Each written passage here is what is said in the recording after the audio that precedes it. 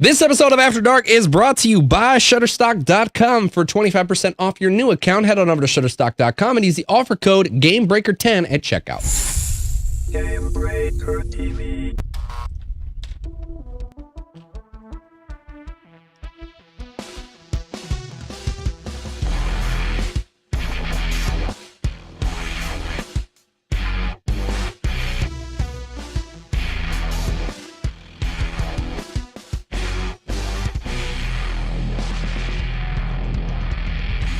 Hello, everybody, and welcome to After Dark episode. Gotta check my card. Not 155, it's just 55.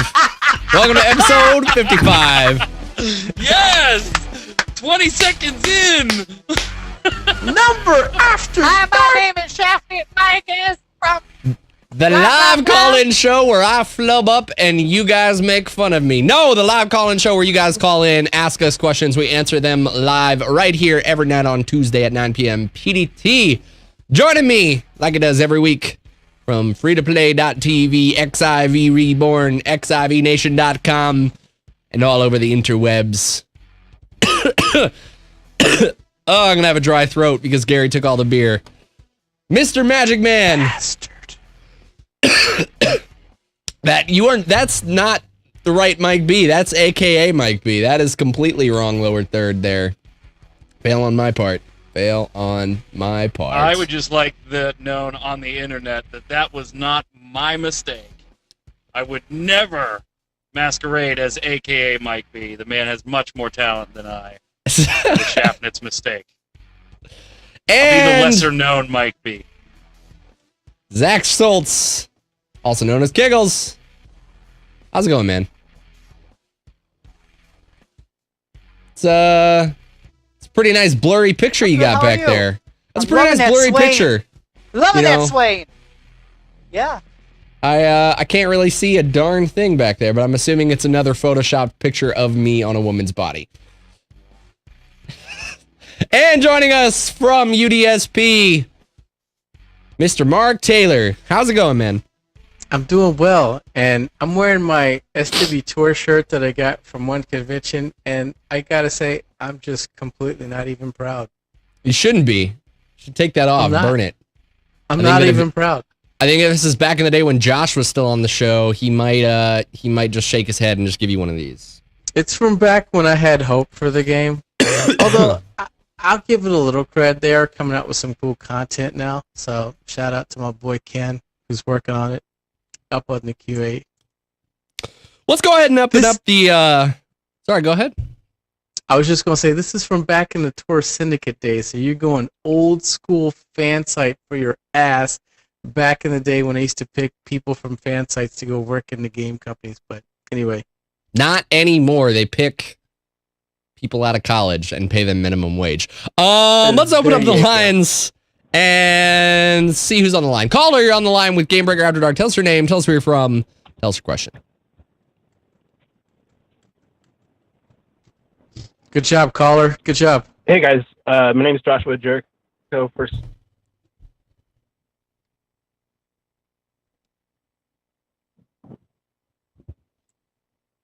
any day now.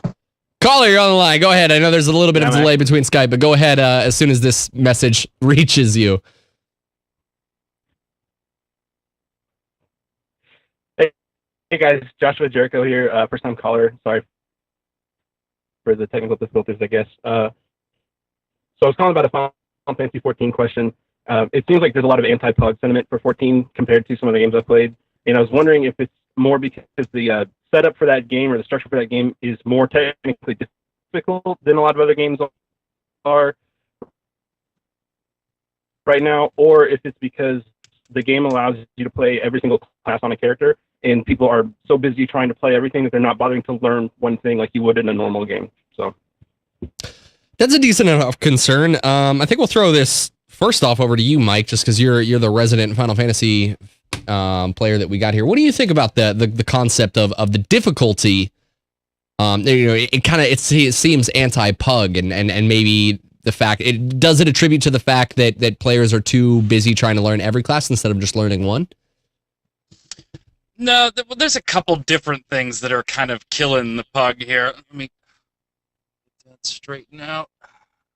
Fix the old chin hawk here. All right, there we go. Gear check before you join, Yep, fix the fool. old the chin hawk there. Yep, there's a couple things that make the pugging not so nice in that game. One, it's not that the game is harder than any other MMO out there. It's typical Trinity-based gameplay. The mechanics, while new to you, are certainly familiar if you've played other MMOs, or are mechanics that, while you've never seen, you can pick up relatively quickly. Besides turn 5, of course, being the lone exception at the very end of the game right now. So, no, I wouldn't say it's because the game is harder. There's a couple things that are bouncing into this, making the Duty Finder and pugging not so awesome. One is that 50s are forced to, until recently, 50s were forced to run the same instance over and over again.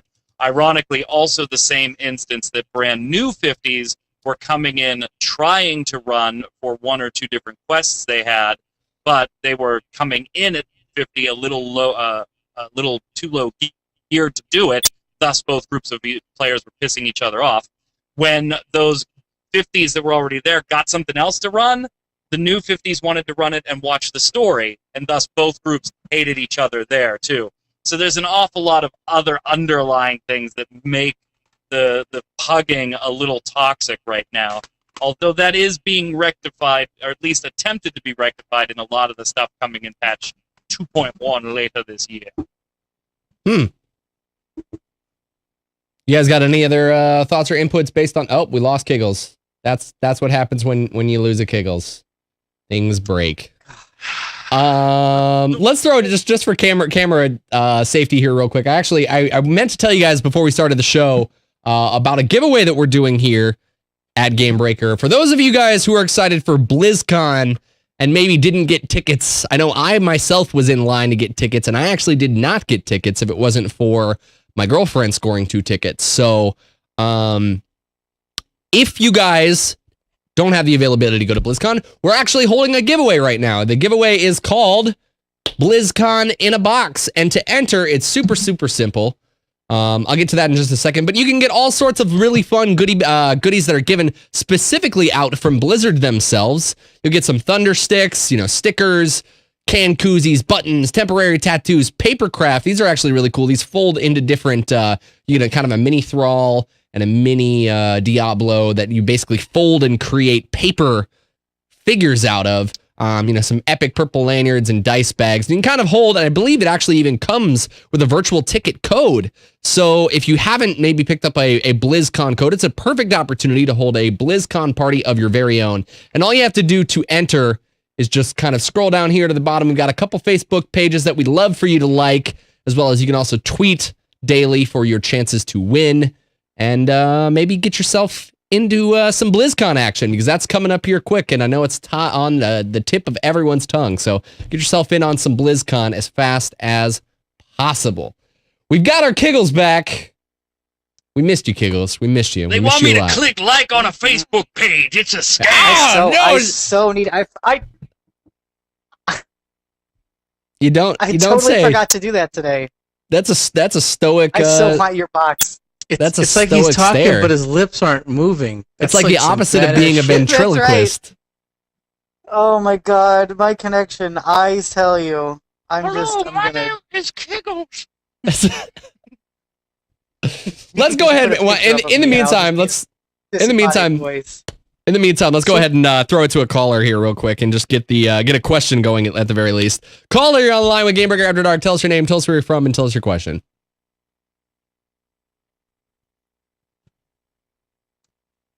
Good job, caller. Zane from Dayton. Question was, since AC4 on current gen consoles next week, but then you have to wait for PC, opinion, I guess, on companies like Ubisoft make the game that console players play next week. I'm sorry, one more time. Can you actually repeat that? You're a little choppy there. I just want to make sure that I can get your question clearly enough that we can answer it for you.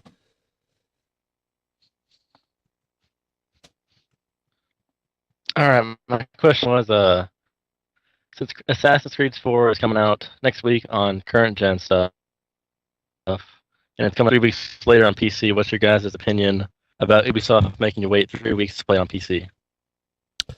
That's a decent argument. I think that a lot of people had that concern with the weight requirements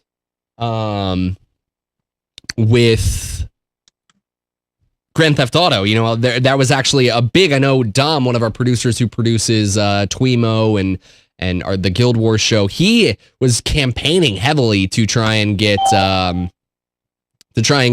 you know, Grand Theft Auto on PC. He actually thought it was blasphemous. So what do you guys think here? Is obviously Assassin's Creed is ultimately going to be coming to console here.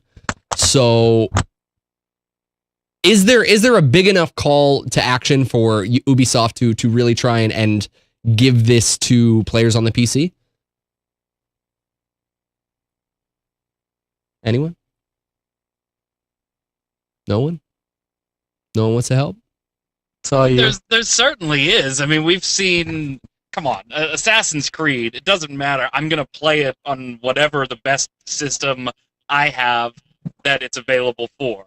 So if that means getting it on, you know, PS4, waiting to get it on PS4, getting it on the PS3, or getting it on the PC, then I will get it on the PC because that'll give me the best performance and the best visuals.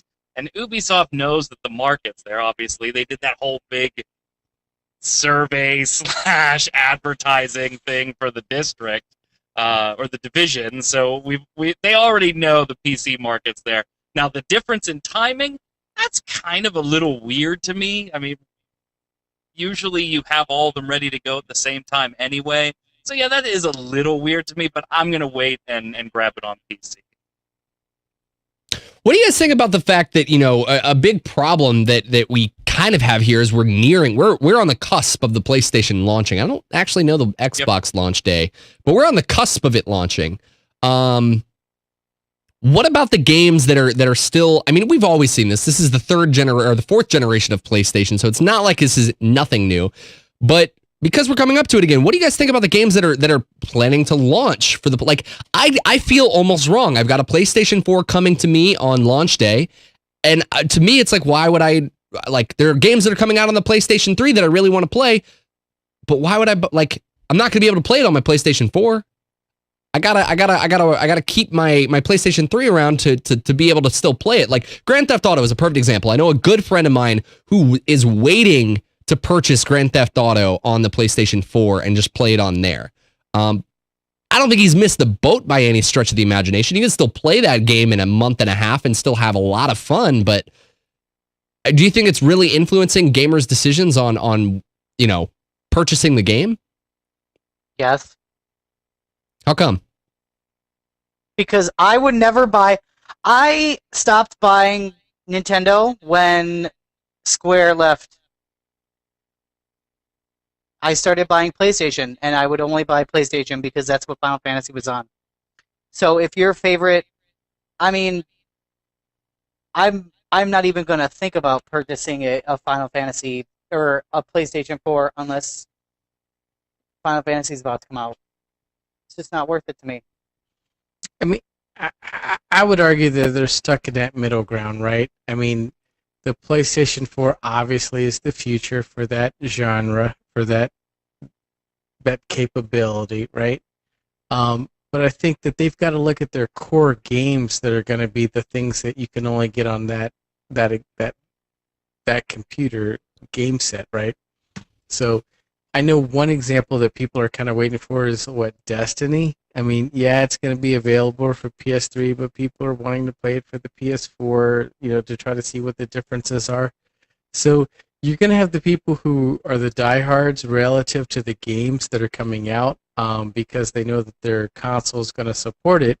But then you got the fanboys who are going to want to play with the new console. So it's going to be a no-win argument, at least for the next year, right? So they've got to have some games that are going to only come out for that next console that are going to actually kind of push or pull people to that next console. If they're making a game that kind of does both, then guess what? It makes common sense to stay with the PS3. So Destiny is going to play on PS3 just fine. What about Guess what what? about the fact with Destiny? There's the issue of, Mark. Let's say you get it on PlayStation 3, I get it on PlayStation 4. Even though we haven't had this kind of online capabilities when we were going from PlayStation 2 to PlayStation 3. So is there going to be separation between PlayStation 3 players and PlayStation 4 players, like there is from Xbox to PlayStation, or because it's the PlayStation Network, do you think they'll be playing on the same playing field? And then you might get PlayStation 3 players who are upset and complaining over lack of better visuals. I mean, everything that I've seen from PlayStation is that relative to the way their infrastructure is architected, it should be able to allow everyone to play on the same. However, when you're talking about different platforms like PC, Xbox, PS3, that's where the boundaries seem to be. I don't know. I have not looked into it. I mean, I have a PS3. I'm looking forward to Destiny. I plan to get a PS4, if for no other reason than just the fact that it's the next generation of the system, right? But I'm not looking at it as my means to stay with my lifeline to gaming. I want to get it because it's the next big thing. I want to do it because Xbox One fucking pisses me off, right? And I have an Xbox 360 and I have an original Xbox. Based on the way they've decided to market their device, I'm going PS4, right? That is the roadmap to my future in terms of the console games. I'm a guild leader, so I with Guild Umber, so I play PS games like as much as I can. But in terms of my console game, from this point forth, other than my PS3, which my niece brought into my household, I'm going to be a PS4 guy because of the way they have decided to market their brand, the way they have decided to market their console. It just seems like less of a gouge. Will things change? Maybe, but it's meeting all of my needs. It's meeting all of my expectations. I want to play Destiny now. I can play it now with my PS3. If I want to play it on my PS4, guess what? I can play it on my PS4. I don't have to pay to play with my friends. So it's doing everything I want. Interesting. Less of a gouge. Yeah. That's the key phrase there. That was a great term. Less of a gouge. Do you want my honest opinion? They're all gouges. And they're all going the way of the dinosaur, okay? Because everything's going to be on PC eventually. They're all basically Oh, PC. They're God. Here we go. Here comes the argument. PC Master Race. Let's do it. You know what, Mike Bird? They are all PCs. They are all PCs. You're paying $400 for a PC that can play games specifically for that. Bullshit. It's all going to be PC eventually. Why pay? I don't. Fuck that shit. I have better places to spend my money. I'm gonna go. I would rather fucking make it rain on some strippers than buy a PS4 right now. But let's think about what Kiggles is saying relative to the past 3 years in time. It's been looking like the death of the PC, the MMO for sure, for the last 3 years relative to the games that have come out. Relative to a lot of different things. It seems like that every single year, for at least the last 5 years, that the PC gaming industry was on the ropes, So this is showing that things have a chance to come back relative to being open-ended, not being bound by your hardware, or not being bound by maybe your subscription model. I mean, look at just Xbox 360. You have to pay for the membership. You got to do all these different things, whereas a lot of these other aspects are just like, hey, I can just be a member, I can just play, I can play, and I don't have to pay this ridiculous fee just to be able to get in on things. You know what I mean? That's what I see it. Yeah. All right, go, Mike. I'm listening. I'm waiting for you. Hit me. Hit me in the face, Mike! Pencil flip. That's Mike Burns' extent of his thoughts. Let's go ahead and open up. We've lingered on this topic long enough. Let's go ahead and open up the lines, get another caller going, and keep the show moving. Caller, you're on the line with Gamebreaker After Dark. I know there's a delay, but tell us your question when you get this, and tell us your name and tell us your question. Good morning, gentlemen, and back off penetration king. I don't want you anywhere near me. I'll do my best to keep my distance. Chat, and my question is... Okay. So my question is, we had Grand Theft Auto slowly migrating into consoles with the fifth one, and something similar is happening with Diablo. What game do you expect to do this next? Which one is going to be moving to consoles?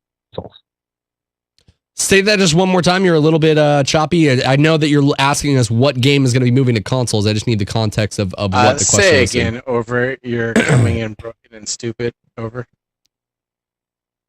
Well, first we had Grand Theft Auto moving from PC to consoles.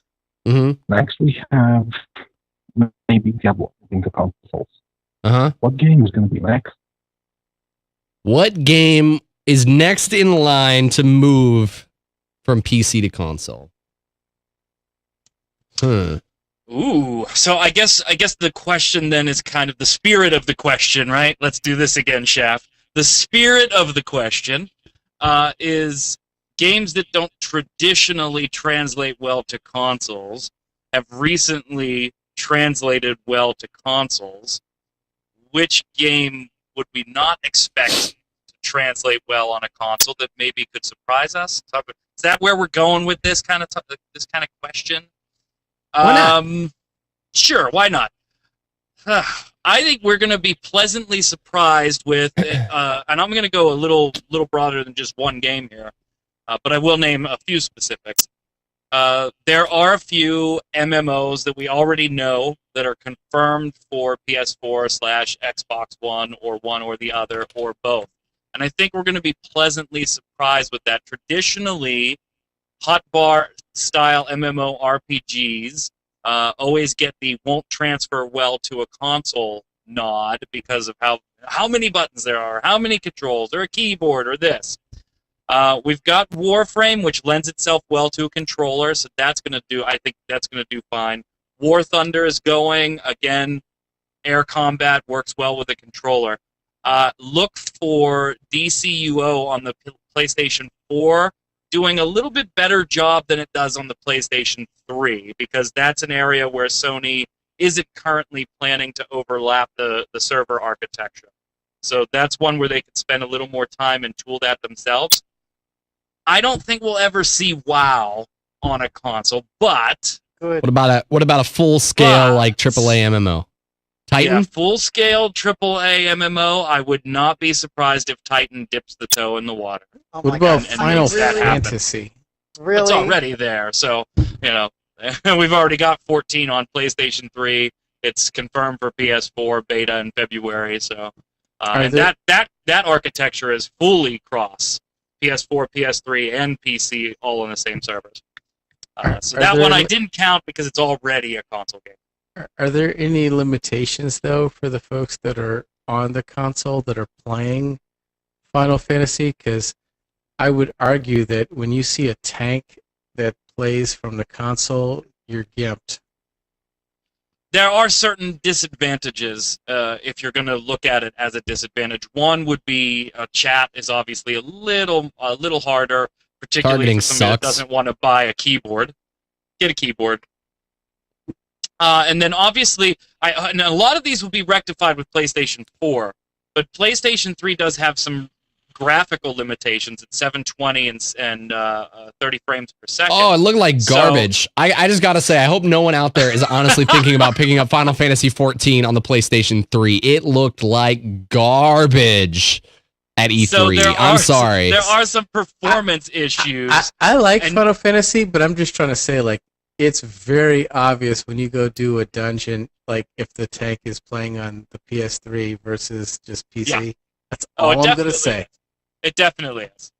Yeah, there's even just watching, and this is going to be interesting in PvP, even just watching a character turn, how they turn in the environment, you can generally pretty much guess with about 90-95% accuracy whether they're on a PC or a console. So hopefully the PS4 being more like a PC rectifies that a little bit. But yeah, Titan is going to be my guess for the question. Oh my God! Really? Kiggles, Really how do you follow it? He just took every answer ever. Kiggles, you got anything else? Oh my God! So you have to buy a keyboard for your PS4. All right, so why don't we go ahead and download Mumble, okay? And let's just fuck it and get a goddamn computer, goddammit! What the fuck?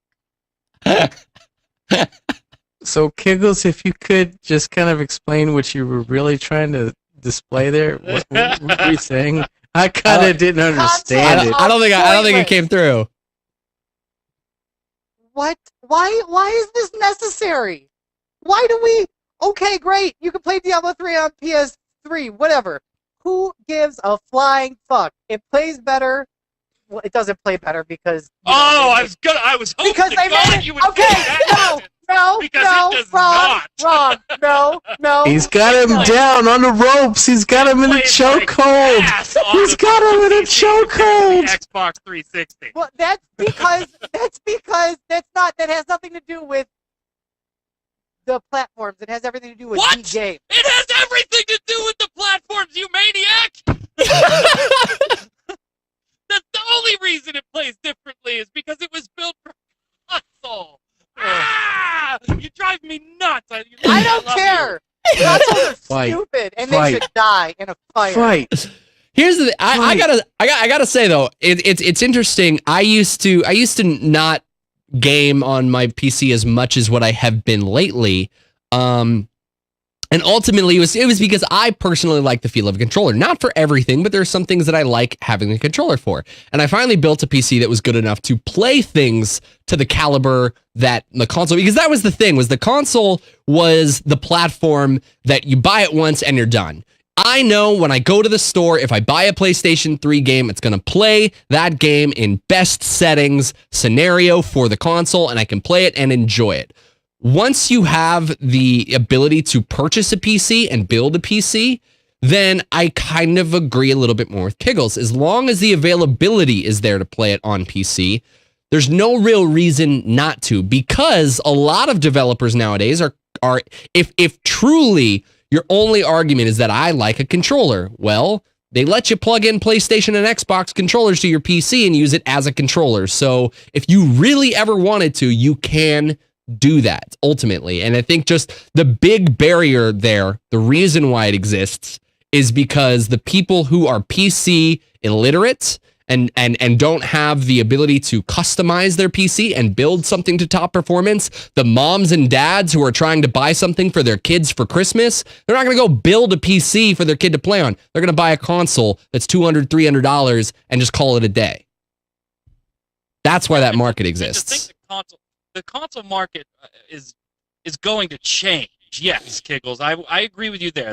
And we're going to see it in our lifetimes. Pretty substantial change. Go from a more hard media format into the sheer digital, not just digital options, but that's it. It's only digital, and we're going to see more streaming, more cloud-based things, and stuff like that. But the console itself is not going to disappear, and to think it is, I think is a little bit naive. No. Because there's always going to be that audience that Shaft was just talking about. I never. Go ahead. Maybe I misunderstood, because consoles are dead is a pretty bold statement. Well, okay, I make inflammatory statements on this show all the time. Okay, let me clarify the remarks. Right. Okay, they're all going to turn into the same thing eventually. Are they? Are they? Because we've got companies like the Ouya who are trying to make something that's like the console, but for tablet-based game. Everybody, that would be like saying that Netflix and HBO and Hulu and Showtime are all eventually going to be the same thing, because fuck it, who needs to be their own company and make their own shit ton of money? Like they are not going to become the only thing. They might all start fighting over the same audience, but they will keep their individuality. I mean, yeah, they're okay. Well, we're talking semantics here. I'm saying technically, basically, they are all going to be the same thing, just under a different banner. PlayStation 7, Xbox, who gives a fuck? PC, they're all basically triangulating to the same thing. You can do most things on a PC. You can do most things on a console that you can do on a PC, but you can do some stuff separately. Like you can do some stuff only on a console. You can do some stuff only on a PC. But the gap between console and PC is narrowing, and eventually they're going to be the same thing in everything but name. So I don't think they're ever going to get to be the same thing. I mean, so to your point, though, let's not kid ourselves. The consoles are PCs, right? The only difference is they're PCs with a definite, finite, parts list, so that the developers can write their game and code specifically to that, that hardware set, right? The only difference is between that and like the PC gaming market is that they're writing their standards for their game to be able to deal with a range of different hardware applications. That's the reason why the perception on, wow, Lara Croft works really awesome, Tomb Raider works really great on console, is because they could write their code to be optimized for that hardware set, whereas with regular PCs, they have to have ranges of video cards and ranges of RAM sets and ranges of OS versions that it's going to run on. So I mean, yes, to your point, it's getting closer. Yes, to your point, a console is a PC, but the thing is they're always going to be able to maximize, or more poignantly put, optimize the way a game is going to play on a console, because they know exactly what the hardware set's going to be when they write the code for that. Whereas, with the PC, you have to have this range. And so depending on the hardware that you've got, you're going to have a great experience, you're going to have a mediocre experience, right? And I think that's what fits in a kind of what I was saying just about, the mom and pop who are wanting to buy something for their kid and buying a $200, $300 console and being done with it instead of needing to upgrade and upkeep a computer every 6 months, because that's what you have to do when you're investing in a good PC. I don't think you're wrong, Kiggles. I think that you do, like Mark said, you do raise a point that the lines will be blurred as time goes on, but there will always be a market for both in this industry because they serve two different purposes, I think. I don't know. Let's move on. Let's move on, brother Shaq. Let's move on to another question and take another call. But before I do, I want to tell you guys about a wonderful service known as Shutterstock.com that Kiggles is so well displaying here. Kiggles, that is such a great logo back there. Where did you find? Where did I steal it? I don't know. Someone made it for me. Actually, your winner of the Hearthstone tournament, Squirrel, made it for me.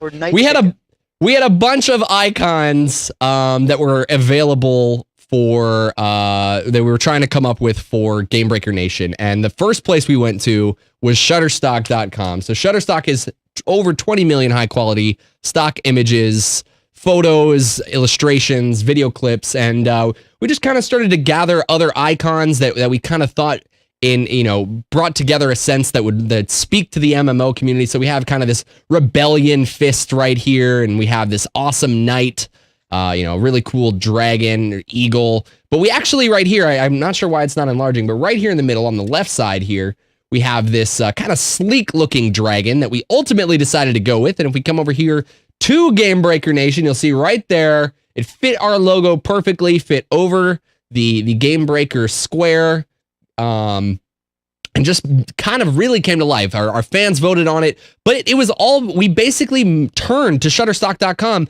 to find these icons. We don't have anyone in our field of people to tap into that have the ability to make these. And coming to Shutterstock is just a no-brainer for us, and it should be a no-brainer for you guys. If you guys are looking to increase your professionalism for any of your YouTube sites or maybe websites, maybe your guild website, Shutterstock has a plethora of options that you can choose from. And by helping support Shutterstock, you help support Gamebreaker. So go check them out. And when you guys check out, if you guys find something that you want to purchase, be sure to use the offer code Gamebreaker10 because you'll get 25% off your new account. All right, let's go ahead and open up the lines and take another caller. So caller, you're on the line with Gamebreaker After Dark. Tell us your name, tell us where you're from, and tell us your question. Hi, I'm Dr. Kepper from Indianapolis, and my question is regarding toxic players. So League is considered to have one of the most toxic communities out there, but they actually had this really cool presentation on all the stuff they've done to combat toxic players, such as the little tips in game and the tribunal and stuff. What would you guys do to combat toxic player behaviors, not necessarily just in the League? And do you think that internet games have become more toxic over time? I feel like compared to League, games 10 years ago didn't have such toxic communities. Player toxicity? Yes, toxicity, correct. Toxicity. Is he asking for a guild, or is he just talking in general for a game that you're playing? In general. Yeah, I mean, it's been something that I think we've seen player toxicness rise over the last couple of years.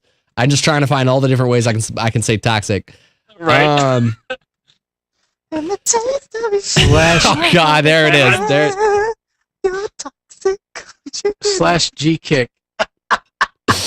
So, Every time I hear toxicity, I think System of a Down. It's just like ingrained.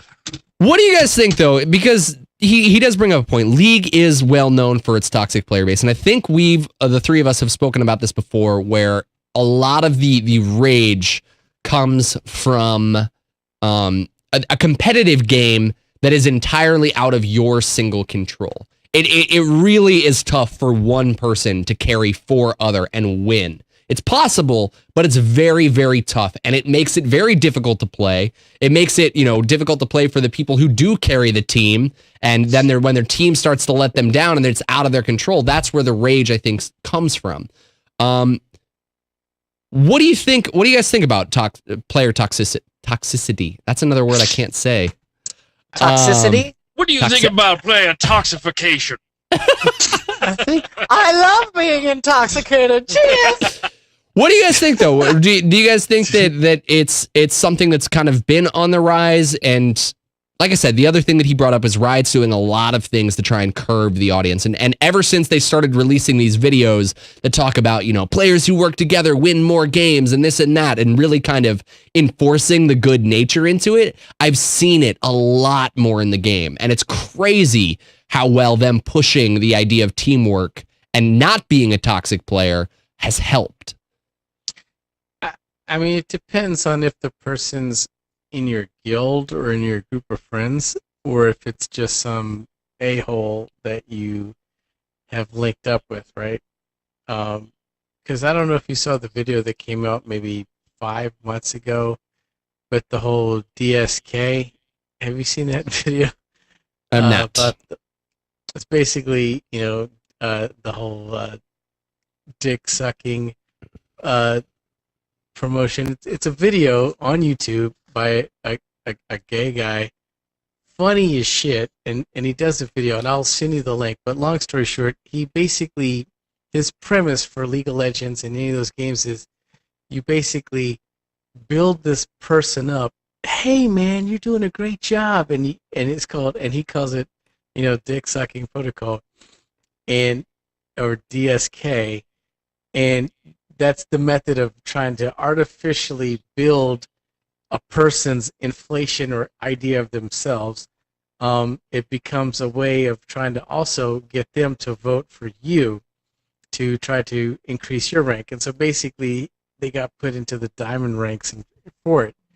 So much so that people have, thought of it as like, hey, maybe this is an artificial mechanism to try to build people up to be the anti-toxicity, because I mean, just as much as like this week, we've got members in our guild that we're doing investigations on now internally that are looking at arguments between people on their own side going, you need to kill yourself. You suck that bad. That gets people nowhere. So, can these games be toxic? Yes. Can you overcome it by being overly positive? Sure. Do you need to go to the DSK level? I mean, it speaks for itself because the guy does his own YouTube videos talking about how this will actually make people be so happy with what they're doing that they'll go above and beyond. And I'll shoot you the links to it. So, I mean, it's crazy. Toxicity is a thing that exists regardless of where you start as a baseline, especially if you're not positively motivated in the first place, right? Toxicity exists because people are unhappy with their life, they're unhappy with their job, they're unhappy with their family, they're unhappy with something. And so when they get to this medium, because the game space, it can just, vault out there beyond there. So, I mean, there's just got to be things that people do consciously to try to either overcome them, make the decision to try to enhance that, or just decide that, like, this is not an environment that I want to work in, and so I'm going to work in an environment outside it. But let me find you that DSK link. Bernard Kickles, you guys... Let's isolate that first sentence he said, though. Some asshole you just met. And this is where I have a problem. Solo queue in League of Legends, specifically. Sucks! And no, it sucks, but the thing is, it's just, that's what you're getting into. It's a solo queue. You're getting with randoms. And if you don't have a positive mentality, and you're just going to break everyone down. And that's why... Go ahead. Well, no, because I think you brought up a really good point that I've sat and specifically League of Legends, because another caller brought it up, and I know it wasn't directed at it, but here's mentality. It's all about mentality, as Kiggles was saying, because I've thought about it. Like, I've sat there and I've hated solo queue indefinitely for like the past month and a half as I try and climb the ranks, and I just hate it. And I've literally thought, like, I wanted to write angry tweets, like, screw you, Riot, like, solo queue sucks, blah, blah, blah. But in the reality of it, solo queue is exactly that. It's you're queuing by yourself. You are putting yourself in the random place. Imagine if you had a direct line to someone who worked at Riot, and you sat there and you complained to them and said, man, your solo queue system sucks. You should really reinvent that because I'm getting matched with 4 people who suck, and I'm losing because of them. What do you think they're going to say? They're probably going to tell you, use solo queue to find some friends and queue with a team. Otherwise, continue to queue with randoms and play by yourself and roll the dice. That's your options. You can do something about it. You can find a team to go play with. Hey, Mike, I just sent you the link it's actually not DSK, it's DST. If you have the ability to show this video, it will completely show you what I'm talking about. It's hilarious as shit. I do not see it at the time being. Looks like we're having some camera troubles here with Kiggles as well again. So in the meantime, Burn. Oh, there he is. All right, Burn. Did you have anything to say on toxic players? Yes. Because it's happening in Final Fantasy XIV right now. We talked about it just briefly earlier with the duty finder and a bunch of people crammed into Duty. a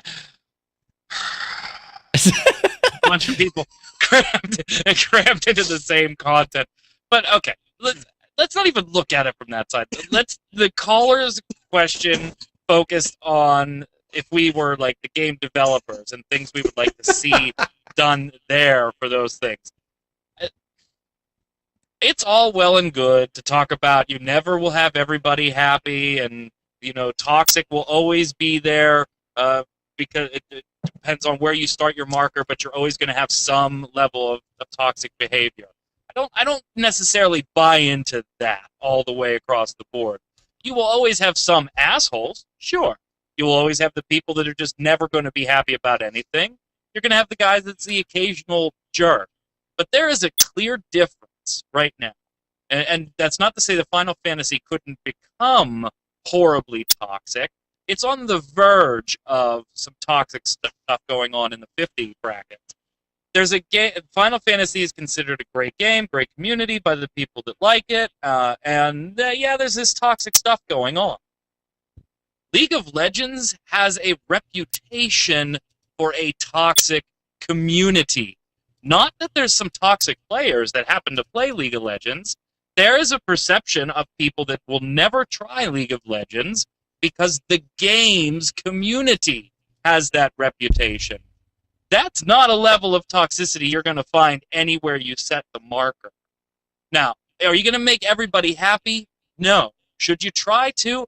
It's a video game. It's not a let's get everybody happy, feeling good about themselves. Somebody's going to lose. It's the nature of the video game.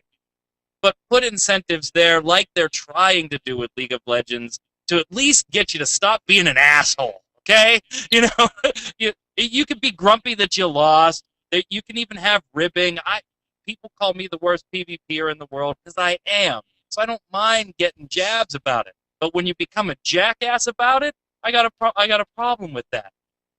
Just when you put the incentives into the game, things like the tribunal.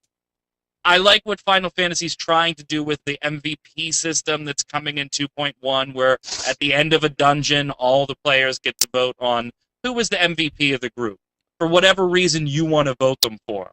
Doesn't have to be damage or healing or tanking, just whatever you want to vote them for. And then there's little side perks that players can get if they accumulate enough MVP points.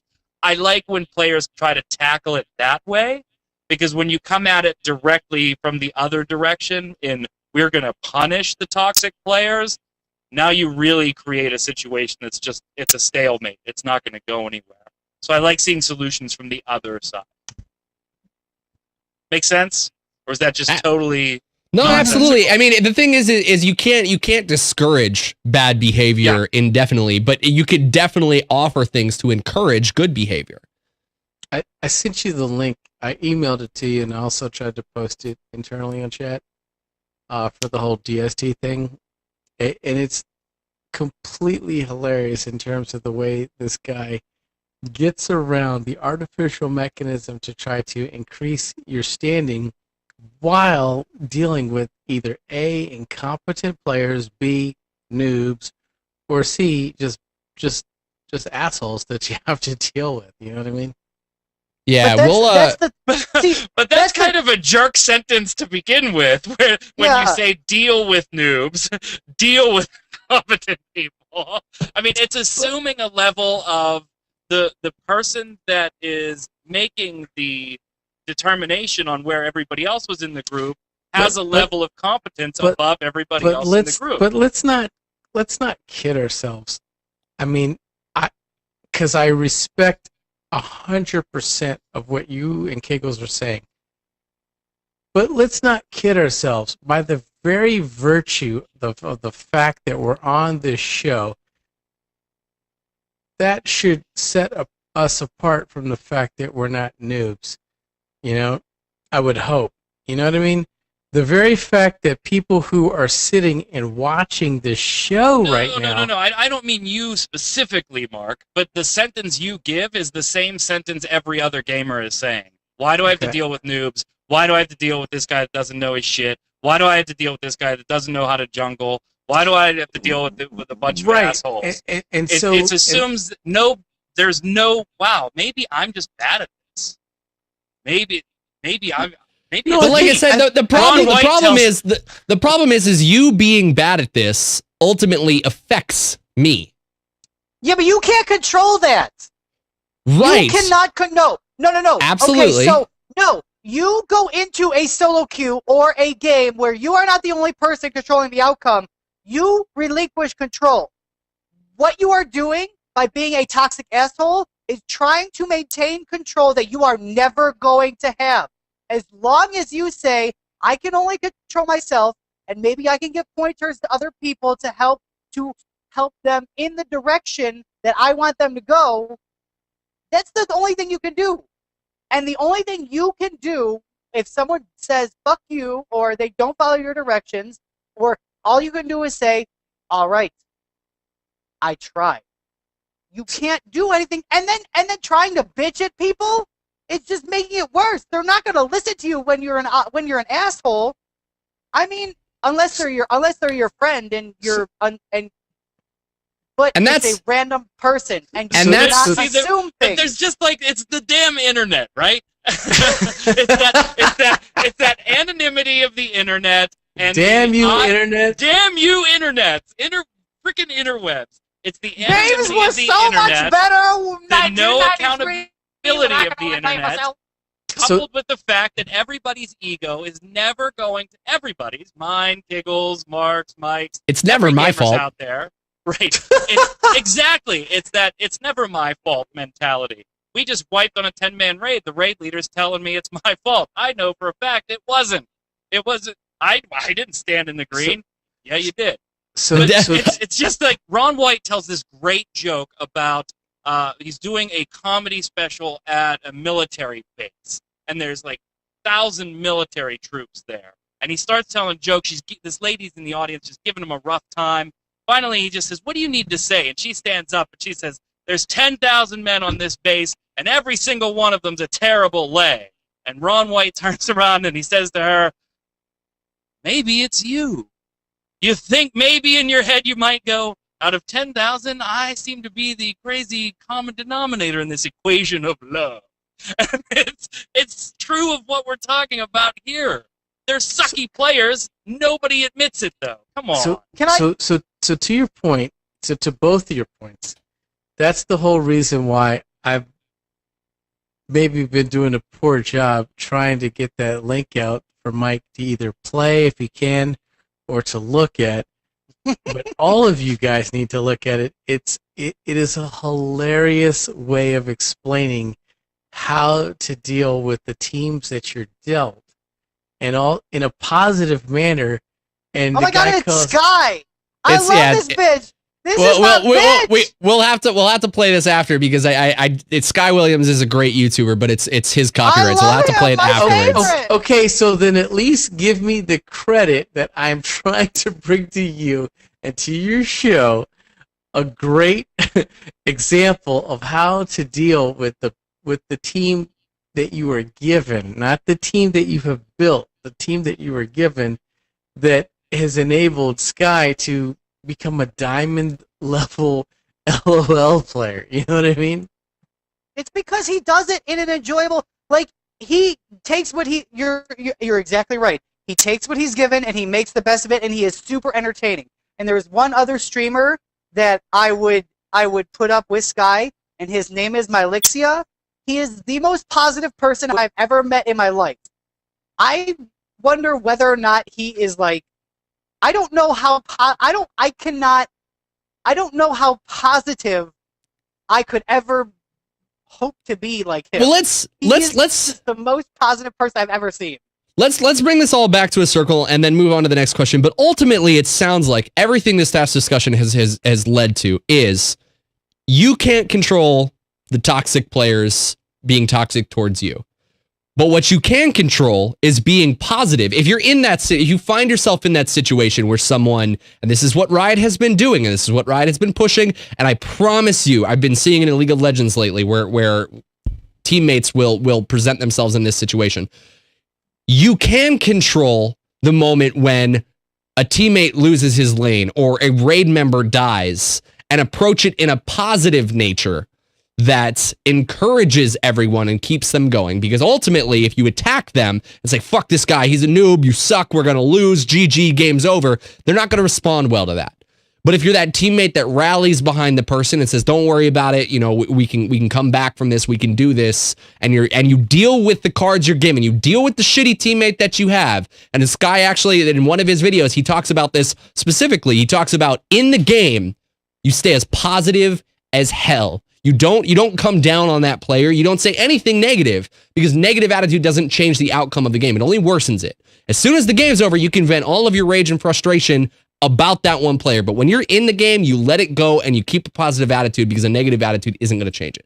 That's, I think, what ultimately all of us are saying. Can I say one more thing? One more thing, and then we got to move on. Mylixia's stream. This is something that's very important for it's not just because the point of Mylixia's stream is being a better person through gaming, all right? And he said this one very profound thing for me. which is you don't. This is for every game, every life situation, everything. You do not look at it as outcomes. And this is what you do in sport, too. You look at it as learning experiences. What did I do good? What did I do bad? What can I get better at?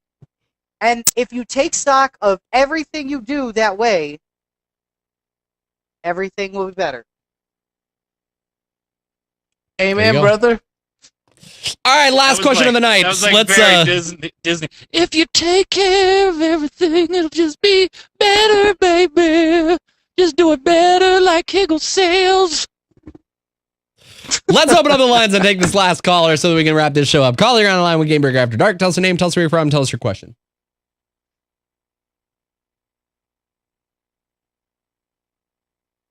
Hey guys, this Kiggles. I love the Mike Shaftnet yellow dress tied to the train tracks. The guy in the pin That's right, and he's getting penetrated by the possibly fist. be see? Gary Gannon. That's the only person I could possibly picture him tying Shaftnet to the tracks in the first place. But you know, around the corner of the train tracks, there's got to be a train, and who else would be driving the train than Zista? But yeah. So my question for you guys, because I know there's a delay, so we can't really interact too much. But my question for you guys is, you got Blizzard coming out with, we got the MMO, we got we got World of Warcraft, which can arguably be considered a more casual friendly game. You have Hearthstone that just came out, which can be considered, as Kiggles loves to phrase, a watered down version of Magic the Gathering. It is. And then we have Heroes of the Storm coming out. And do you guys think it's going to be a quote-unquote watered-down version of League of Legends? And if so, how is this going to affect someone like Mike Burns, who's just really bad at games and continues to blame his tech? You son of a bitch. You son of a bitch. The question was almost over. It was almost over. So I we had to mute it just because of the delay. It's going to get out of control. But Burn, how do you explain? Are you going to be bad at Blizzard All Star or sorry, Heroes of the Storm? Can you blame your mouse for that one? Yes.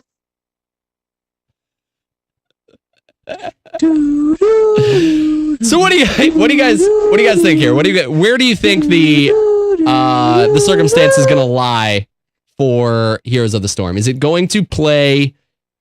I honestly think that if they're intelligent, it's Blizzard. It is Blizzard. Do not put this past them. They are going to go for the throat of Dota and League of Legends. They're gonna try and become one of the contenders. They might not overtake Riot. That will be yet to be seen, but they are gonna try and compete at the very least, I would think. Not at all, Kiggles. You don't think at all? Nothing. What do you think? They're gonna do what they do with everything. They're gonna Blizzard it up and water it down. Yeah, I kind of got to agree with you, Kiggles.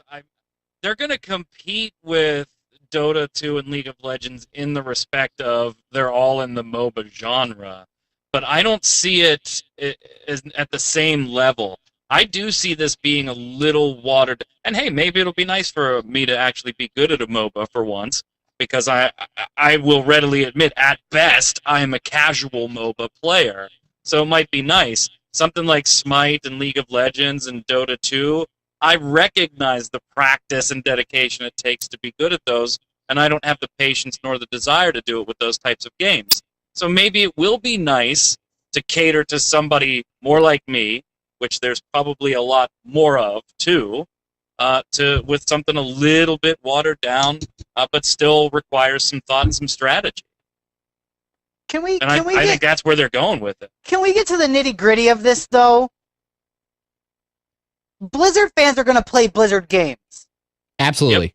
They play Hearthstone because it's a Blizzard game. They play StarCraft because I bought Diablo 3. That fucking thing sucks, dude. I still play it because it's a Blizzard game. Because they have name recognition, okay? So people are going to play it regardless, okay? It's not going to be, revolutionary, because that's not what Blizzard does. They just make very nice, very polished, very enjoyable, easy to learn. They say hard to master, but let's get real, okay? Hearthstone's not very hard to master when compared to other CCGs. What does CCG stand for? Collectible card game. Collectible card game. For Card my games. dumbass. Magic. So Because I don't play those types of games. I think it'll be interesting. The thing here is I wish 2 years ago I would have taken the opportunity to play Blizzard All-Stars. I did not. I was not a MOBA enthusiast back in that day. But I guess play it now. Are you kidding me? Oh, she loved it. ultimately we'll be able to find out exactly what that's going to be like in 2 weeks because BlizzCon will be there, and I'll be. If one of the first lines I'm going to get in is going to be Heroes of the Storm. I'm excited. Dude, I'm not going to BlizzCon. I gotta win that like BlizzCon box thing. Well, Why don't you for that? Why don't you go over and just like a bunch of Facebook pages and you can get Dude, yourself scroll entered down. to win. Check the fine print. Am I eligible for this? Are you a North American resident? I am a North American resident. I'm not Not sure all- if the whole Gamebreaker guy. Are you kinda not goes all against items me here. shown? I think you're not all items shown though. You don't qualify. I mean, that may be the disqualifier. For me. That's the disqualifier for Mike I Byrne. want Mike those Byrne! temporary tattoos. Mike Byrne, you can follow him right down there. Adds Magic Man 1 with a 1 and 2 N's and a K on that magic. It's crazy. Just getting all buff and beefy and oh my goodness. Catch them all over the place. XIV Reborn, XIVNation.com, freetoplay.tv, all over the place. Be sure to follow the Zach Schultz, where you can catch all of Kiggle's crazy antics. Constipation, I don't really know. Maybe I can't help but think that picture back there from the blurry distance looks scarily like my sister. So I think there might be some family talk that I have to talk to my sister about. Because that doesn't look like me. Are you schizophrenic? Do you have multiple personalities? I Is might one of have them a multiple girl that likes to personalities. By the train tracks. It is very much what might be happening. You can also follow Mark Taylor right down there at Guild Umbra. Catch him over on UDSP every Monday. As well as you guys can follow me at Mike Schaffner. Be sure to catch After Dark, the live call-in show where you guys call in live and make the show happen each and every week, Tuesdays at 9 p.m. PDT. Thank you guys so much for watching the show. Could not happen without you. I know we did not get to some of the callers tonight. I apologize with the Skype issues and the long conversations. We did not get to you, but I promise if you call back next week, we will get to you. So thank you guys, everyone, for calling. We really appreciate it. The show can't happen without you, and we'll see you next week. Shutterstock.com.